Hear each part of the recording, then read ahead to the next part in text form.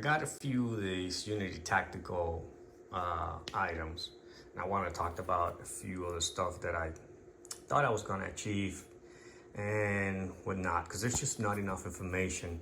Not for the questions that I had, but yeah, this is that Raxis unit. So basically, this was designed for the B. Myers model, so you can offset it on the offset. It will be canceled by this unit. So what that does is keeps it in the center of your rail on the top side, right?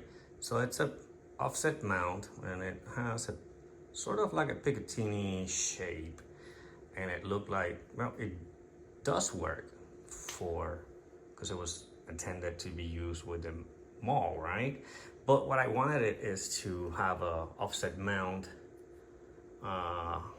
that I can actually use. I know there's plenty of them out there, but this one I thought it was going to work for my mud light. My mud button, I wanted it to set up in this rail, but this is way longer and it just doesn't clamp. That mud button, it will not clamp here. So it was a bust, and that's what I thought I was going to achieve, but it didn't work. So I'm going to move that out of the way.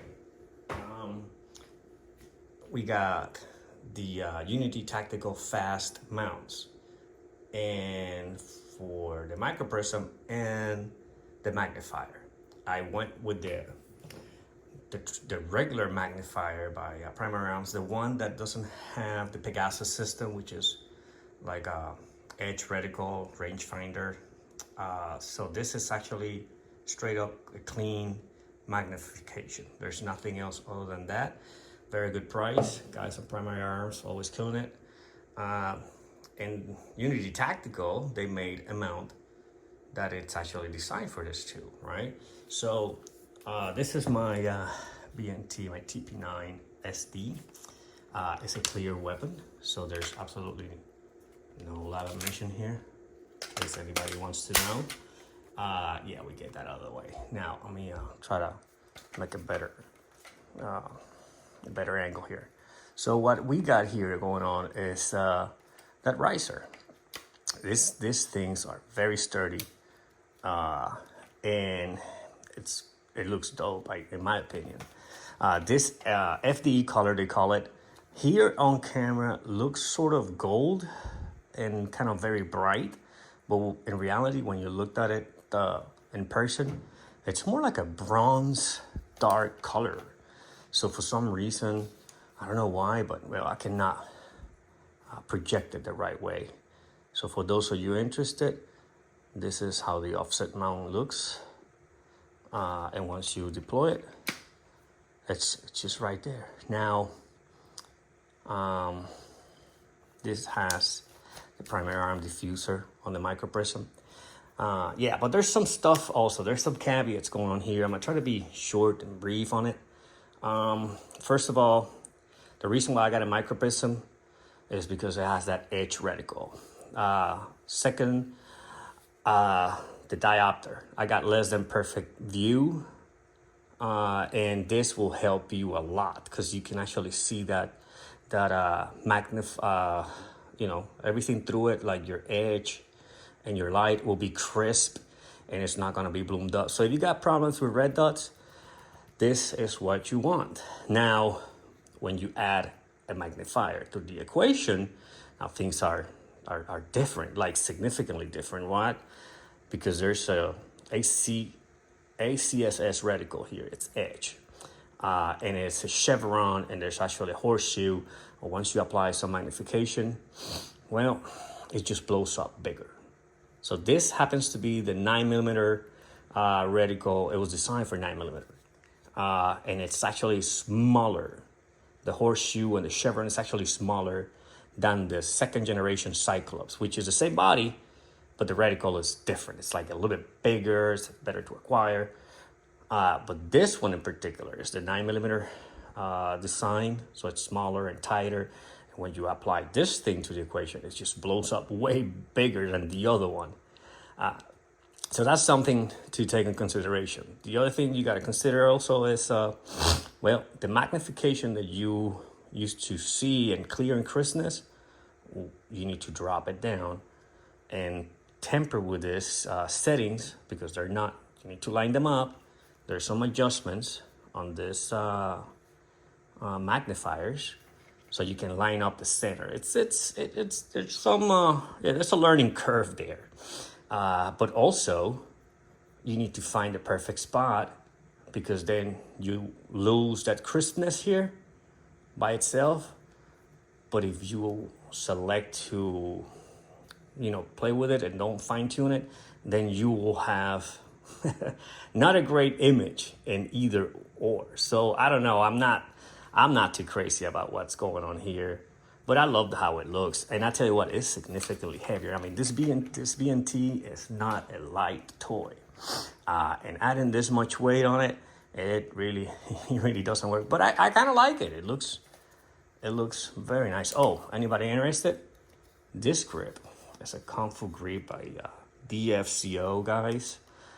Very inexpensive, but I love that angle, because this short stock keeps my wrist in the proper place, and it's kind of, you know, it looks different, but it works, gets the job done. So that is pretty much all I can say, because I just got this few hours ago. Started recording after mounting it and being very careful, because I believe these are going back. I'm not sure if this is for me. And 9mm, to be honest, I mean, how much reach do you want? I mean, do you need?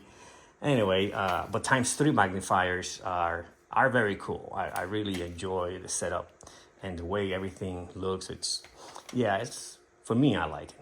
Anyway, let's move to the portion of the Surefire Scout, Mini Scout.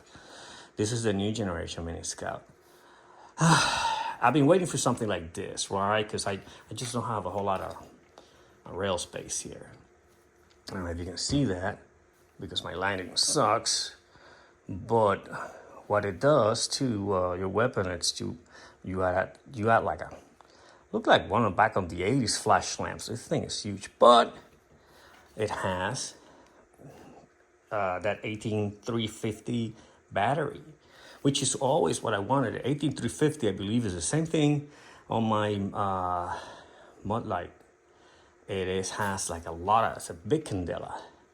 That hotspot is tighter than the one that I got by Mudlight. I believe I got I don't know. There's the OKW. This is more in pair with that OKW or WK, whatever that other lamp Mudlight sells. Yeah, this has a very tight beam, like tighter than the ones that I owe, which I forgot the number of it. But the battery is that 18350. The candela is supposed to be 95,000 on these things. But look at that damn light. Gosh. This is a lot smaller. I wish I can show you with a better lighting, but it's just significantly longer. And I try it, and the mount works. Like you can put it in.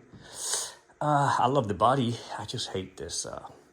It's not an appealing thing. It just looks huge. I know it gets the job done, but I ain't taking down any doors for a living.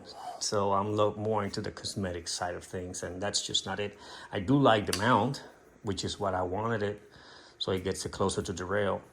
And having a beam like this clears significantly the silencer. So yeah, I think it's just not for me. I think I'm gonna go with the Bobro and the traditional body for the 18350 battery, or by Mudlight or Arisaka, I believe those. It's actually Arisaka who makes those. But yeah, in reality, this is it. This is my TP9. I just wanted to share some impressions and just give my my thoughts on it. Yeah, I mean, if that's something that it's down your route, cool. If it helps you, I'm glad it did. Anyway, take it easy, guys. Have a good day.